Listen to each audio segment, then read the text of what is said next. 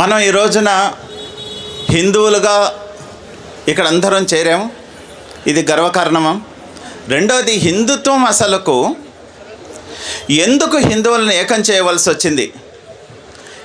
ఏంటిది? ఆ రోజున రాష్ట్రీయ స్వయంసేవక సంఘ ప్రారంభానికి అసలు కారణం ఏమై ఉంటుంది అనగనక మన చరిత్రలోకి వెళ్ళి ఇంతటి శ్రమ, ఇంతటి పరిశ్రమ, ఇంతటి మంది త్యాగాల యొక్క ఫలితం ఈ రోజున ఇక్కడ కలవగలిగామంటే ఇది ఆషామాషిగా ఏదో జరిగిపోయింది, ఒక రోజులో ఏదో మ్యాజిక్ చేసినట్టుగా జరిగింది కాదు. ఇది దీని వెనక అనేక జీవితాలు అన్నిటినీ త్యాగాలు చేసిన కారణంగా, బలిదానాలు చేసిన కారణంగా ఈ రోజున మనం ఇక్కడ హిందువులుగా మనం కలిసి ఇక్కడ మాట్లాడుకోగలుగుతున్నాం, కూర్చున్నాం.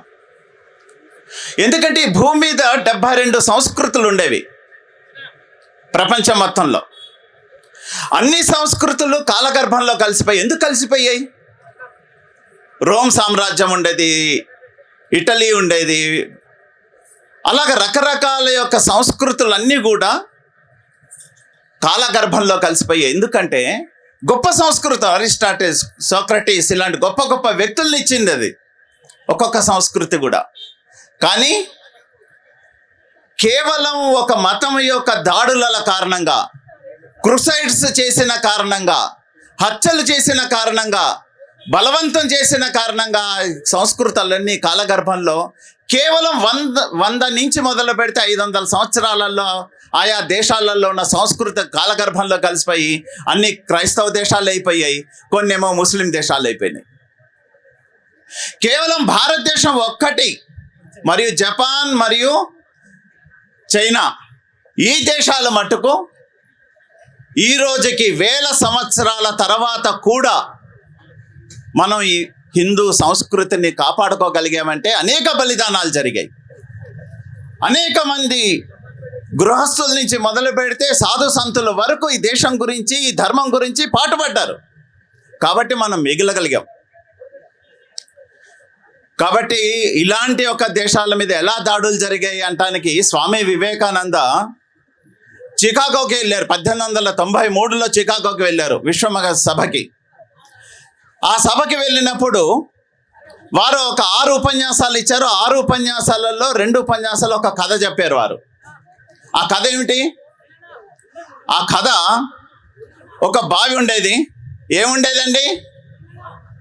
ఇక్కడ లేరు మీరు. ఏముండేది? బాగుండేది. ఒక్కోసారి స్కూల్ పిల్లల్లానే ఉంటుంది, ఎందుకంటే బాగా డిస్టర్బెన్స్ ఉన్నాయి. ఇక్కడ మనం గ్రౌండ్లో లేము, రోడ్డు మీద ఉన్నాం. అన్ని డిస్టర్బెన్స్ల మధ్య కాన్సన్ట్రేషన్ అటు పోయే అవకాశం ఉంది. కాబట్టి మధ్య మధ్యలో స్కూల్ పిల్లల్లాగా నేను టీచర్లా వ్యవహారం చేయక తప్పదు. సో బావిలో ఉండేది, బావిలో కప్ప. ఆ కప్పకి ఒకసారి ఉప్పెన వచ్చింది. ఆ ఉప్పెన కారణంగా సముద్రం పొంగి ఆ బావిలో వచ్చి పడింది. అంటే నీళ్ళన్నీ వచ్చి పడతాయి. మీకు అందరికీ తెలిసి ఉంటుంది, 77లో దివిసీమలో ఉప్పెన వచ్చింది. మొత్తం దివిసీమ అంతా కూడా మునిగిపోయింది, లక్షల మంది చనిపోయారు. అలా సముద్రమే ఉప్పొంగి వచ్చి పడింది. దాంట్లో ఆ బావిలో కప్పలో ఉన్న చోటికి ఇంకొక సముద్రంలో వచ్చి కప్ప పడింది. ఇది ఎవరు చెప్పిన కథ? ఇది స్వామి వివేకానంద చెప్పిన కథ. చికాగోలో, అమెరికాలో చెప్పారు ఇది. అయితే బావిలోంచి ఉన్న కప్పల మధ్యలో సముద్రంలో వచ్చిన కప్పలను పడిన తర్వాత పరిచయం చేసి మాట్లాడుకున్నాయి 2. ఎక్కడి నుంచి వచ్చావు అని. సముద్రం నుంచి వచ్చాను అని. సముద్రం ఎంత ఉంటుంది అని అడిగింది బావిలో కప్ప. బావిలో కప్పటి సముద్రం చాలా పెద్దది అంది. ఇంత ఉంటుందా అని ఒక గంత వేసి చూపెట్టింది. కాదు ఇంకా పెద్దగా ఉంటుంది. ఈ ఒడ్డు నుంచి మొదలుపెట్టి ఆ ఒడ్డు వరకు కూడా దూకింది. ఇంత ఉంటుందా అని. కాదు, ఇంకా చాలా 1000 రెట్లు పెద్దగా ఉంటుందని. అప్పుడు బావిలో కప్ప ఏమందంటే, నువ్వు అబద్ధపు కప్పవి, నువ్వు అబద్ధాలు చెప్తున్నావు అని చెప్పి దాన్ని కొట్టి చంపినాయి. ఈ కథ చెప్తావు స్వామి వివేకానంద అంటారు, ప్రపంచంలో ఈ మతాలు ఏవైతే సత్యాన్ని చెప్తున్నామో, అహింస అని చెప్తున్నామో, శాంతి అని చెప్తున్నా ఈ మతాలు ఏవైతే ఉన్నాయో ఇవి అసలైన అబద్ధాలు. ప్రపంచానికి సర్వే భవంతు సుఖినః అని చెప్పిన మతం ఏదో అది హిందూ మతం. అలాంటి దానికి మీరు వచ్చి నేర్పించడం ఏంది? మాదే చాలా గొప్పది అని చెప్పుకున్న బావిలో కప్ప లాంటి వాళ్ళు మీరు. అసలైనది ఇంకా సత్యం ఏదో చాలా పెద్దగా ఉంది, దాన్ని అర్థం చేసుకోండి మీరు అని చెప్పి వివేకానంద చెప్పారు. కాబట్టి అలాంటి ఒక మతంలోంచి మనం వచ్చాం. అనేక మంది బలిదానాలు చేశారు. ఈ రోజున మనం హిందువులుగా ఉన్నామంటే కేవలం ఇందాక చెప్పినట్టు ఆషామాషిగా మనం మిగల్లే. ఇందాక సోదరి కూడా ఒక సినిమా కథ చెప్పింది. అలాంటి బలిదానాలు ఎన్నో ఉన్నాయి. మీకు అందరికీ కూడా సిక్కు గురు తేజ్ బహదూర్ సింగ్ గురించి తెలిసి ఉంటుంది. తేజ్ బహదూర్ సింగ్ ఆయన గురుద్వారాలో ఉన్నప్పుడు కాశ్మీర్ నుంచి కాశ్మీరీ పండితులు, మనం కాశ్మీర్ సినిమా కూడా చూసినాం, కాశ్మీర్ ఫైల్స్, కాశ్మీర్ పండితులు వచ్చి స్వామి మమ్మల్ని అందరూ కూడా మతం మార్చడానికి బలవంతం చేస్తున్నారు, మా ఇళ్ళల్లో ఆడవాళ్ళని ఎత్తుకుపోతున్నారు, మా దేవాలయాలను పడగొడుతున్నారు, ఆవుల్ని చంపుతున్నారు, ఇలాంటి దౌర్భాగ్యమైన స్థితి మా యొక్క కాశ్మీర్లో వచ్చేసింది. కాబట్టి మమ్మల్ని రక్షించే నాదుడు ఎక్కడా కనబడట్లేదు, కాబట్టి మీ దగ్గరికి వచ్చామని చెప్పి తేజ్ బహదూర్ సింగ్ దగ్గరకు వచ్చారు. తేజ్ బహదూర్ సింగ్ ఏమన్నారంటే, సరే నేను మిమ్మల్ని అందరినీ కాపాడుతాను అని చెప్పి అప్పుడు ఔరంగజేబ్ ఎవరైతే మతం మారుస్తున్నాడో వాడికి ఛాలెంజ్ చేశాడు. నన్ను మార్చండి చాలు, నన్ను నా యొక్క ధర్మం నుంచి మార్చి మీ యొక్క ఇస్లాంలోకి మార్చండి, నన్ను మారిస్తే మొత్తం కాశ్మీరే కాదు ఈ భూమి మీద ఉన్న హిందువులందరూ కూడా మారుతారు, నన్ను ఫస్ట్ మార్చండి అని చెప్పి ఆయన ఛాలెంజ్ విసిరాడు. అప్పుడు ఎలా హింసించాలి మరి? మిగతా వాళ్ళని అన్నట్టుగా కాకుండా గురు గోవింద్ సింగ్ యొక్క శిష్యుల్ని పట్టుకొచ్చారు. తేజ్ బహదూర్ సింగ్ యొక్క శిష్యులు 3 ఉన్నారు. మతీదాస్, తర్వాత 3 పేర్లు ఉన్నాయి. ఆ 3ని తీసుకొచ్చి వాళ్ళని ఎట్లా హింసించారంటే, ఈయన ఎదురుకుండా పెట్టి ఒకరిని నూనె మొత్తం కూడా గంగాలంలో కూడా భాగంలో వేసి కాగబెడితే దానిలో కూర్చోబెట్టారు, నెమ్మది కింద మంట పెట్టారు. మతం మారు మరిగాయి. దాంట్లో ఆ వ్యక్తి చనిపోయేంత వరకు గురువు ఎదురకుండా నిలబడి ఉన్నాడు, అయినప్పటికీ అతను మతం మారలేదు, చనిపోయాడు. 2వ వ్యక్తిని తీసుకొచ్చారు, చెక్క కట్టేశారు, చెక్క పైనుంచి కోసుకుంటూ వస్తూ ఉంటే నెమ్మదిగా ఒక్కొక్క భాగం తెగకుంటూ వచ్చింది, అయినా కానీ మతం మారలేదు. 3వ వ్యక్తి నూనె అంతా కూడా దూదంతా చుట్టి మంట పెట్టారు, అయినా మారలేదు. ఇట్లా 3ని చంపిన తర్వాత అప్పుడు తేజ్ బహదూర్ సింగ్ శిరస్సుని అంతా నరికివేయటం జరిగింది. అప్పటి వరకు కూడా మతం మారలేదు. మతం మారకుండా అలా నిలబడ్డారు కాబట్టే ఈ రోజుకి ఢిల్లీకి అయితే శీష్గంజ్ అన్న చోట ఈ రోజున ఒక గురుద్వారా ఉంది, శీష్గంజ్. తేజ్ బహదూర్ సింగ్ యొక్క తల అక్కడ పడింది. అలా బలిదానాలు చేశారు కాబట్టి ఇందాక వారు చెప్పినట్టుగా చావాలో చివరికి చెవులు మొత్తం శరీరం ఒలిచేసిన, నాలిక పీకేసిన, కళ్ళు పీకేసిన, మతం మారకుండా నిలబడింది ఆ రోజు. కాబట్టి అలాంటి బలిదానాల కారణంగా మన జాతి నిలబడింది. అనేక మంది భారతదేశం గురించి, ధర్మం గురించి నిలబడ్డారు కాబట్టి మనం అందరం కూడా ఈ రోజున ఉండగలిగాం.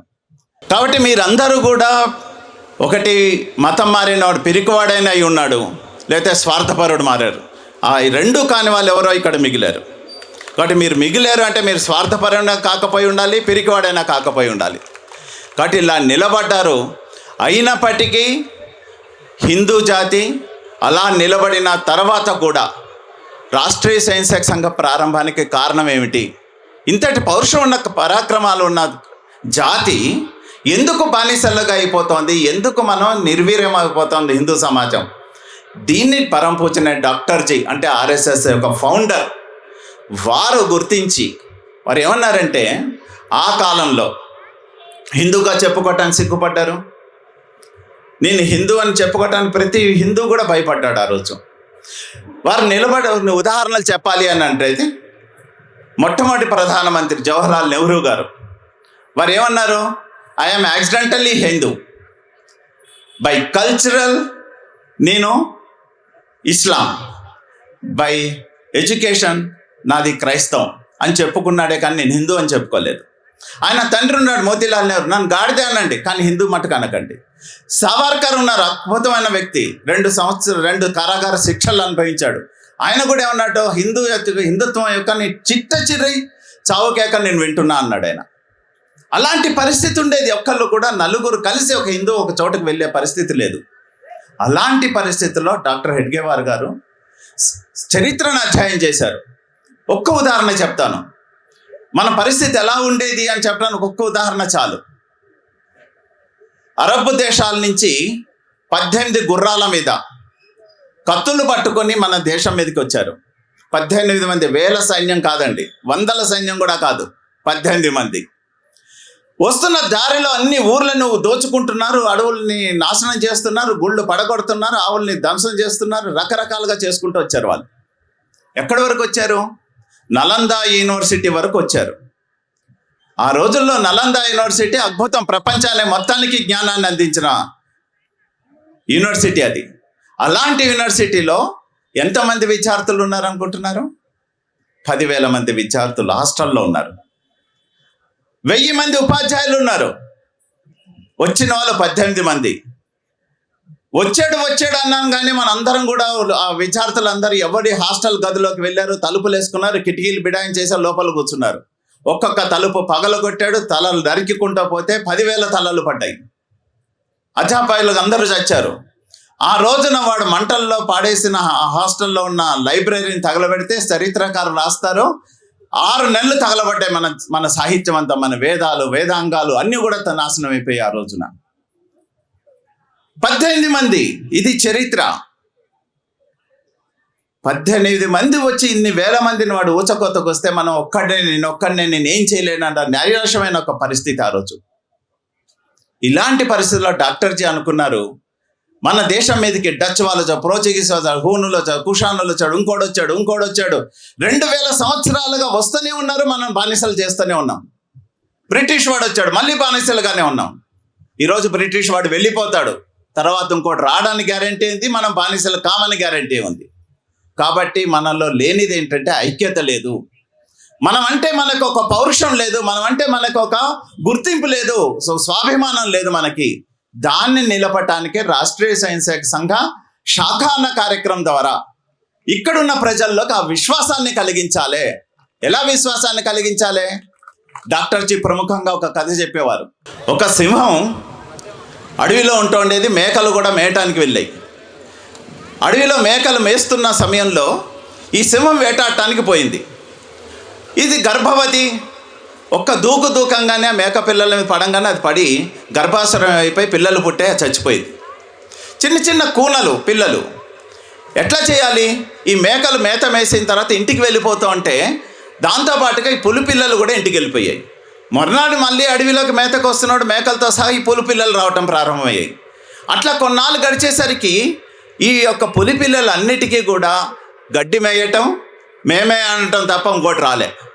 అలా కొన్నాళ్ళు గడిచిపోయింది. తర్వాత నిజంగా ఒక సింహం మళ్ళీ వేటకు వచ్చింది. చూసిన తర్వాత మేకలతో పాటుగా సింహ పిల్లలు ఉన్నాయి. ఆశ్చర్యం అనిపించింది, అరే నా జాతి యొక్క సింహ పిల్ల గడ్డి మేస్తోంది ఏంటిది? నా యొక్క జాతిది, ఇది గాండ్రించాలి, వేటాడాలి, చంపాలి, తినాలి. అలాంటిది గాండ్రించటం లేదు, మేమే అనుకుంటూ తిరుగుతోంది, ఎక్కడో తేడా ఉంది అని చెప్పి ఆ పులి పిల్లల్ని పట్టుకుని ఎవరు నాలాంటి దానివి అయినప్పటికీ ఎందుకు భయపడుతున్నావు అని చెప్పి అప్పుడు పౌరుషం నింపి ఒక బావి దగ్గర తెలిసి చూపెట్టింది. ఈ మీసం చూడు, నా కలర్ చూడు, నీ యొక్క రంగు చూడు, నా రంగు చూడు. ఇట్లా చూపెట్టిన తర్వాత విశ్వాసం వచ్చింది ఆ పిల్లకి. నిజంగానే సింహానికి ఎలా మీసాలు ఉన్నాయి, నాకు అలానే ఉంది, దాని రంగే ఉందో నా రంగే ఉంది. అప్పుడు నేను గర్జిస్తాను, నువ్వు కూడా గాండ్రించు అని చెప్పి అప్పుడు గర్జించింది. ఆ తర్వాత నేను ఎలా వేటాడుతానో నువ్వు కూడా వేటాడని చెప్పింది, వేటాడింది. ఇది డాక్టర్ జీ కథ చెప్తూ హిందూ సమాజం సింహం లాంటిదే, కానీ తనేంటో తాను మర్చిపోయింది, మేకలుగా తిరుగుతోంది. దీనిలో విశ్వాసాన్ని నింపాలి, వీళ్ళల్లో చైతన్యం నింపాలి, వీళ్ళలో ఒకటిగా ఉండగలుగుతామని ఒక చైతన్యాన్ని, విశ్వాసాన్ని నిలిపకపోతే రాబోయే సమాజంలో మనం హిందుత్వం నిలబడదు.